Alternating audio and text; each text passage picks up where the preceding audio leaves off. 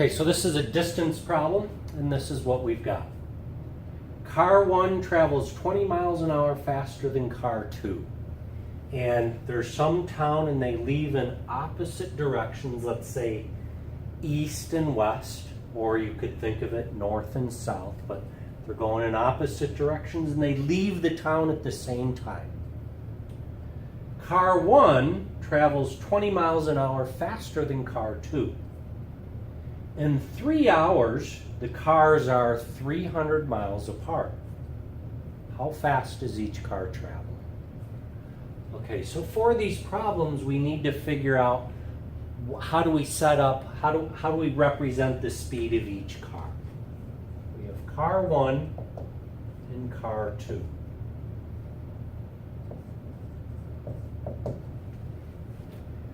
Car 1, so that's car 1, not Carl. So this is car 1.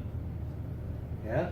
So car 1 travels 20 faster than car 2. In other words, car 1, the speed it's going is in terms of car 2, 20 faster than car 2.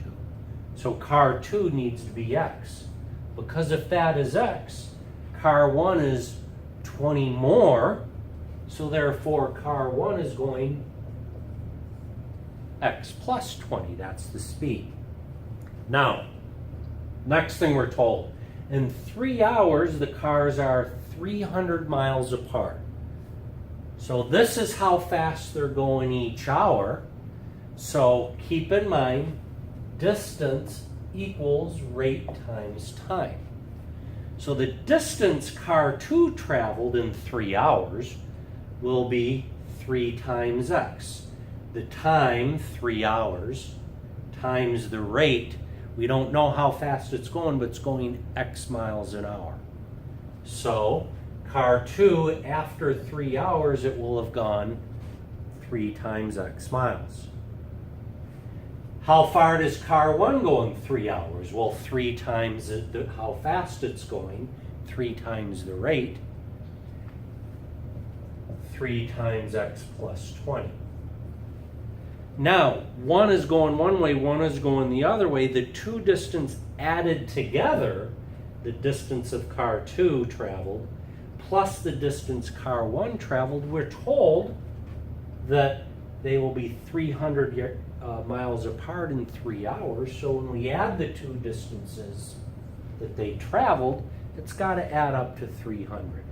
So now we just solve this equation. So we have 3x distributing 3x plus 60